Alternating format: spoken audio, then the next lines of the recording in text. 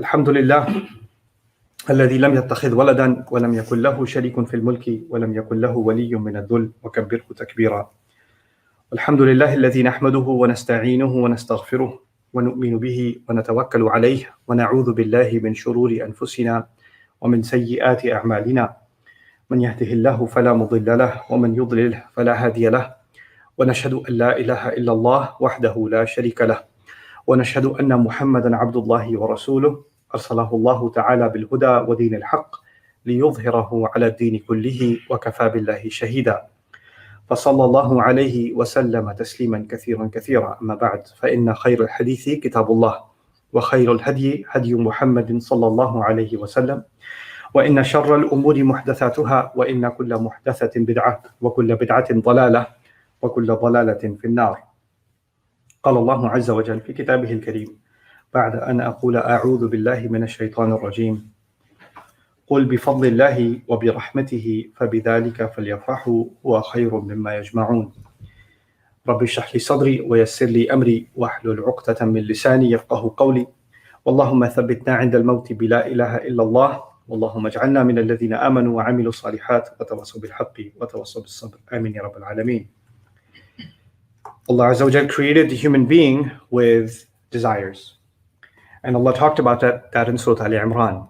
He said, زُيِّنَ لِلنَّاسِ حُبُّ الشَّهَوَاتِ مِنَ النِّسَاءِ وَالْبَنِينَ وَالْقَنَاطِيرِ الْمُقَنطَرَةِ مِنَ الذَّهَبِ وَالْفِضَّةِ وَالْخَيْلِ الْمُسَوَّمَةِ وَالْأَنْعَامِ وَالْحَرْثِ. Allah made for men, for instance, women desirable. He made having children desirable, and then having wealth and assets and businesses and investments that grow desirable, a beautiful ride desirable. These are things that Allah put inside the soul of human beings, inside our psyche. He programmed us to want these things. Other places in the Quran, He makes a list of things that people want. And today what I want to start with is a fundamental question. Why do we want these things? What is in our minds that once we have these things, what's going to come? At the end of the day, the simple answer to that, which every human being knows, is I'll be happy. If I get the job that I really want, I'll be happy. If I get married to the person I want to get married to, I'll be happy. If I'm able to buy that house, I'll be happy. If I'm able to live in this neighborhood, I'll be happy. If I'm able to move to that country or that city, then I'll be happy. Some young man feels stuck in their home. They don't want to live in their small town. They're like, if I get accepted into that university and move to that town, man, I'm going to be so happy, right? So all of these things, they boil down to one common denominator, which, our great American history describes as the pursuit of happiness, right? So we're looking for this one thing, and we keep trying to find it in these pursuits that you and I have in our lives. In fact, we go through a lot of sadness and a lot of difficulty and a lot of pain because of this dream of acquiring something one day that will make us happy. So you work maybe even at a job that you don't like because you're saving up because you want to get something eventually that's going to make you happy. Right? Some kids, they get allowance, right? And they just really want this pair of shoes. They're not going to spend their allowance, even though all the other siblings are getting candy, this or that. They're withholding all these smaller happinesses because they're waiting for this bigger happiness. So they're saving so they can buy those shoes or whatever it is that they wanted, a video game or, So this idea that we're willing to sacrifice for the sake of a greater happiness is actually a big part of life. It's the reason why students study hard at a university. Studying is not a joyful experience. There are other students in the same university that are partying, that are hanging out, that are wasting their time. And then you have some students that are working really, really hard, because some students look at happiness at a party or at hanging out or cutting class or going out and chilling or just sleeping. That's their happiness. Another student sees, well, this looks like it's happiness, but I really want to have the happiness of being financially independent, of being successful. I want to feel the joy of hearing my dad say that he's proud of me, or my family celebrating my graduation, or whatever, right? Being the pride and joy of the family. They've got some other pursuit of happiness in their mind. But at the end of the day, the irresponsible one and the responsible one have something in common. They're both pursuing some kind of happiness. So it is actually, for the students of psychology, it is one of the most fundamental questions when you're trying to figure out what's going on inside of the psyche of a person. What makes you happy? What makes you happy? And by the way, what makes you happy is a question that should be different from what is good stress relief for you. Because Happiness is something you're running towards. Stress relief is something you're getting away from. You're escaping something. You're stressed out about work. You're stressed out about some family argument. You're stressed out about this or that. Oh, when I'm stressed out, I just go for a walk. Or when I'm stressed out, I just play video games. Or when I have too much anxiety, I smoke, or whatever. People have different ways to cope with the pressure of life, right? But that's not what's making you happy. That's just giving you a break. That's not the question. The question is something else. What actually makes someone happy? And this feeling that we have of happiness, it's a very temporary feeling. As much as it's desired and pursued. Somebody said, somebody posts a picture of going to some beautiful vacation and they could see like an amazing city behind them, sunny skies. They could see a beautiful escape, the landscape or waterfall or mountains or whatever. And they look really happy. But go to a vacation enough times, all the places start looking the same. It's not the same excitement for you anymore. It doesn't make you happy anymore, right? So this thing that we're pursuing, it's like a moving target. It's not like once you have it, you can hold on to it. It's the same with what Allah describes. I've talked about this in other khutbah before. Another khutbah is in Surah Al-Hadid, how Allah describes that the crop turns yellow, right? So the farmer, all he wanted was the crop to grow. The entire year, he's waiting for the crop to grow. And when it grows, they party, they celebrate, they have harvest festivals because finally the fruit of their labor, right? Quite literally for a gardener, the fruit of his labor. But even that fruit gets sour. Even the stalk turns yellow, right? So the idea there is that we can pursue it. Some kids are like, man, I just want to get this I just want to get a PS5. You can't get it anywhere. It's harder to get than a visa to Umrah. I just really want to get one. If I just had that, then I would. And then they get it. And then, I don't really have time to play it. It's kind of, it's okay. The joy of it, the high of it drops real quick. The excitement of a new car, ask 2 months later. Just ask 2 months later. The excitement of a new home, ask about a year later. The excitement of new clothes you got for Eid or something, or a present you got, ask a week later. The excitement drops. So this thing, the first point that I wanted to get across is this thing that is so fundamental to basically all of our pursuits. We have to be clear. I have to be clear about myself that it's not found in a thing. Because the moment I have it, it moves on to something else. And then it becomes something else. And then it becomes something else. I can't hold on. I can't seem to hold on to this thing called joy. And because this is such a fundamental pursuit and it's common to all of us, every one of us is human, every one of us wants to be happy. I would imagine that Allah will talk about it exhaustively in the Quran. How to become happy. How will you finally, and the Arabic word for happiness is sa'ada. And the Arabic word for overjoyed happiness, extreme happiness, is al-farh. So these words, you would think you'll find them all over the Quran because Allah wants us theoretically to be happy. Right? Because the promise of Jannah, the promise of all the rewards, even if it's not spelled out that way, obviously those things are there. Just even thinking about those things makes us happy. That's what Allah wants. But surprisingly, in the Quran, Allah does not talk about happiness much at all. In fact, barely at all. And there's only one place where Allah essentially says, and because of that, they should be happy. They should be filled with joy. فَبِذَلِكَ فَلْيَفْرَحُوا. Which is one place in the Quran, in the entire Quran, in Surah Yunus. So what Allah does for some subjects that are so vital and so fundamental, instead of spreading them out, He talks about it once. And this is Allah's way of telling us, what I have said here is enough for you to understand all you need to understand about this topic. So for instance, He did that with fasting. Allah didn't talk about fasting in the Quran all over the Quran. He talked about it in one place, one time. And that's it. That's all you need to know.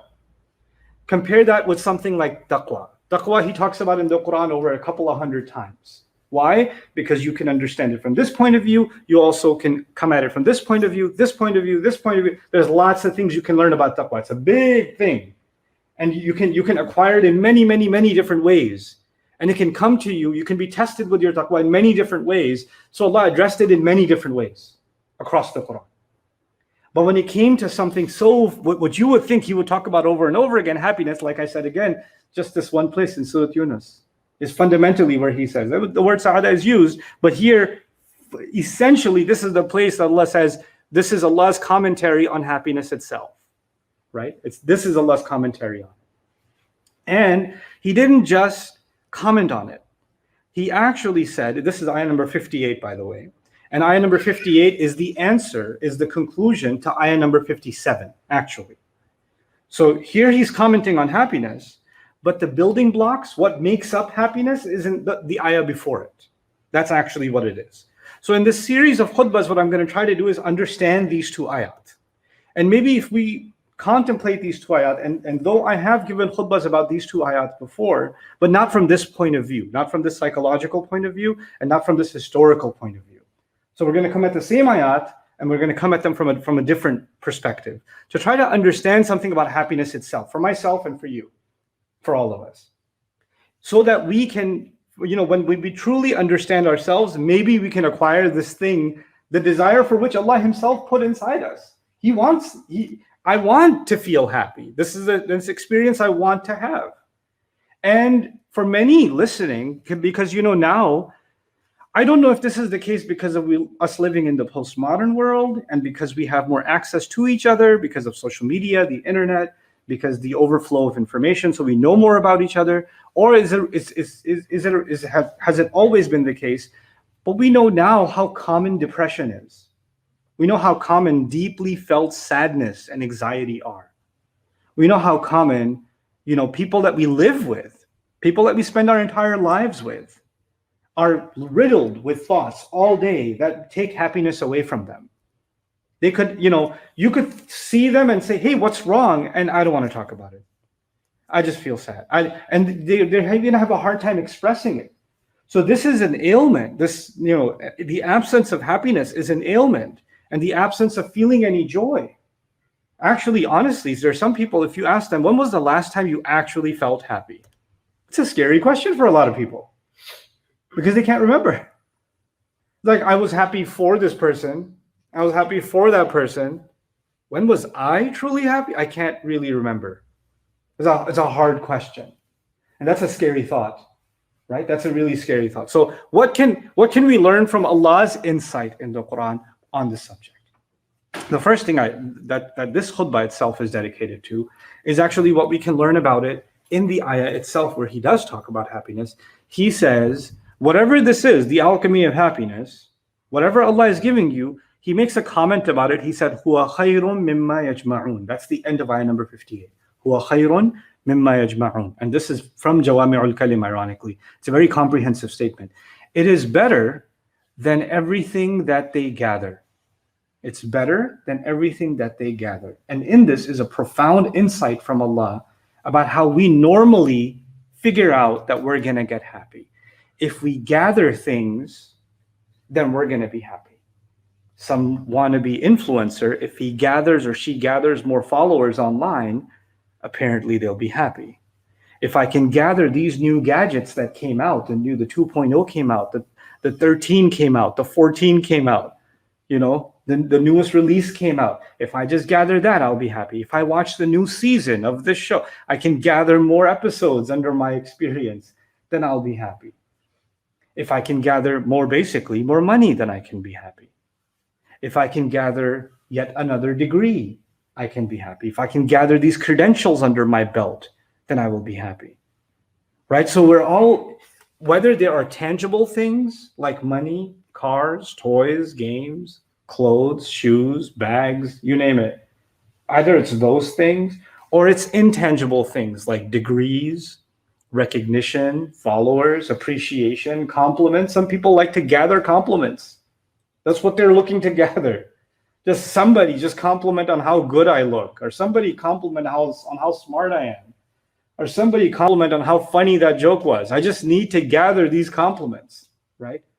And so in all of these pursuits, and by the way, when you're gathering something, when you're collecting something, like an animal, when birds collect twigs for their nest, when ants collect food for their survival, right? Then it takes work. Gathering doesn't just happen on its own, it's work. And in this small ayah, Allah has provided us a really deep insight. People exhaust themselves gathering things that they think will make them happy. They're gathering stuff, and that's an exhausting exercise. Either it's physically exhausting, it's emotionally exhausting, or even mentally. They're just sitting in their head gathering thoughts, gathering stuff that they think will bring them joy. And all of that, Allah puts aside and said, what I'm giving you is better than all of those failed collections that you have. And I'm not saying you shouldn't have a stamp collection that makes you happy, or you shouldn't have, some other, some people have shoe collections. Our contractor here at the campus, non-Muslim guy, he has a sneaker collection. He's got a gallery in his house of sneakers, right? So it makes him happy. I'm not saying you can't have collections, or you can't have things that bring you experiences of joy. But there's one thing above all, and I've noticed this over and over again as I've interacted with people, tried to understand this subject. People that become obsessed with one kind of collecting or the other. You know what? A lot of times, I said this earlier on, that there's the pursuit of being happy and there's escaping stress or anxiety. A lot of times people are escaping something by collecting something. So they're actually spending more time, for example, I love basketball, man. I love shooting around. I love hooping. And they're playing ball, and they're exhausted. Their legs are hurting. They're still playing ball because there's something at home that they're running away from to play that much ball, right? And it's scary that sometimes even you can hide behind, coming to the masjid makes me happy. Coming to the masjid which is a great thing, coming to the masjid 5 times a day. I had an interesting conversation with an imam recently, who's been imam for many years. And he said, I wanted to understand the people that come to my masjid. I wanted to study them. It's a very interesting person. So he actually had, the regular musallin, the people who regularly come and pray, coming 5 times to the masjid is not an easy thing, right? So he wanted to understand what motivates them. So he went to each and every person's house. There's 15 or so people, because not too many people can make it every day, right? So 15 or so people, he spent time with them, went to their home, got to know their story, got to understand. And 14 out of 15 were getting away from something. Somebody's family member had died. Somebody had a lot of trouble at home with their kids. Somebody had and even though may Allah reward them for coming to the masjid, but understanding their pain and understanding that they're getting away from something and trying to find peace in something is important to understand. It's important to know. And so what I'm trying to get across to you is that Allah has given us this diagnosis almost, that we try to find escape away from our sadness by collecting things. But actually, that's not happiness itself. That can never be happiness. You have people that are, because we're now in the world of impressions, right? The world of image, the world of filtered images, the world of selfies, and the world of vlogs, and the world of presenting yourself as an icon of some sort, right? So you're following people that you think are really funny or really successful or really they look happy. Couples that look happy make videos about themselves, and people make videos about how cute their children are, and millions of people follow them, right? They're not making videos about when their child is crying their head off and scratching their face and throwing the plate. No, not that video. There's a lot of edit, right? There's the one where they're really cute. That's the video you're gonna see. And so people want to give this impression. And what happens sometimes, these people that look so happy, that look perfectly normal, that look like, man, I wish I had a life that they had. Next thing you know, they commit suicide. Next thing you know, they get diagnosed with some serious illness. Next thing you find out, they're addicted to some kind of drugs. Why? Because the yajma'un was simply an escape from something else, right? And look at how Allah has so precisely just made this comment, huwa khayrun mimma yajma'un. It is better than what they are gathering. So first, Allah diagnoses in this ayah, this concluding ayah, which is, I'm starting today from the concluding ayah. So in this concluding ayah, Allah is telling us later that all those other pursuits of happiness were just an exercise in collection. That's all it was. It was something that deceived people. It was just something that they got fooled by, thinking that that's going to make them happy. And you and I have to really take deep stock inside of ourselves and think, what is it that I am doing that I think makes me happy, but it doesn't actually do it? I can't tell you that for yourself. You have to ask yourself that question. What is it that you are doing jama' of? And perhaps Allah is offering something better. You see, and this is my concluding comment for today's khutbah for you, is that Allah Azza wa Jal in the Quran, He has given us halal and haram, definitely. He's given us some advice on what to do in our homes. He's given us some guidelines on how to spend our money. He's given us guidelines on how to earn our money, on how to do business. He's given us guidelines on how to interact with each other, how to deal with family. He's given us all kinds of guidelines of do's and don'ts. But those do's and don'ts, you can think of them as the items sitting on top of a table. But you have to have the table first, the basis on which all the food sits. The basis of it is a way of thinking. There's a certain kind of thought process. There's a certain kind of personality, a certain kind of outlook on life that Allah builds in the Quran. And when you build that kind of outlook, then all of the instructions that are on top make sense. Then they actually, you will see, and I'll try and explain over the course of the next few khutbahs, then those instructions actually bring you happiness. And without that basis, without the right thought process, those instructions, those same instructions from Allah, the same instructions of halal and haram and fard and wajib, all of those instructions, they become something that tightens the chest, that become discomfort, that become difficult. Isn't it true that two people can be sitting at the same exact table, they're eating the same exact meal, but one of them is really happy, one of them is really upset? Because it's the same delicious food, and they both love the same food. The food isn't any better or worse. The temperature in the room isn't any better or worse. Physically, they're not going through, one's going through pain and one's not. But one has something on their mind, one has something going on in their heart that's taken the joy away from eating. Isn't it? There's a mindset. They're in a different place mentally, even though physically they're in the same place. Biologically, they're experiencing the same thing.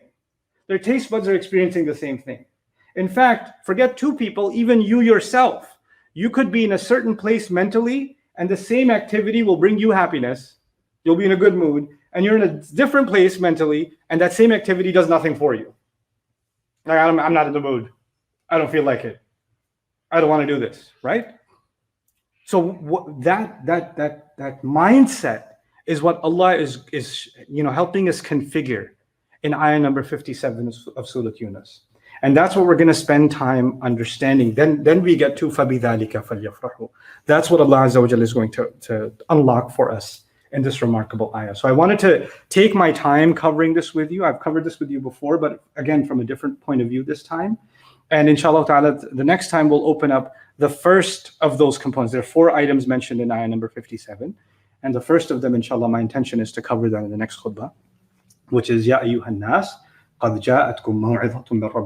of that will also be, and I'll set the stage for it now, is that this surah early on is actually debating with the mushrikeen. Why should they believe Quran is the word of God? Why should they believe that? Why could it not be from a human being? That's the debate that's happening early on in this surah. This is a surah is a huge conversation between Allah and humanity, right? So the first part of this conversation is, why should you believe this is Allah's word? Why is it not made up? That's the crux of the argument in the beginning. And I told you, this is not the beginning of Surah Yunus. The ayah I'm talking about is ayah number 57. So lots of conversations have already happened. So what does that conversation have to do with this? We have to figure that out too, to understand. Because you cannot understand a conversation Allah is having, something Allah is saying, if you don't know where it fits. What is it a part of? So all of those explorations, inshallah, will help us really get to the bottom of what Allah has to give us in terms of our personal, truly felt happiness that cannot be taken away. A joy that cannot be taken away. A joy that is no longer a moving target. A joy that is no longer temporary. A joy that's no longer artificial. A joy that's no longer an escape from something else. That's the kind of joy that you and I want in our lives. That's the one that He's going to offer to us in these ayat. I pray that Allah Azza wa Jalla fills all of our lives with real and true joy and makes us a source of real joy for others. And I pray that Allah Azza wa Jalla brings the light of the Quran into our hearts and into the hearts of our family members and protects all of us. Barakallahu li wa lakum fil Qur'an al-Hakim wa nafa'ani wa iyyakum bil ayati wa dhikr al-Hakim.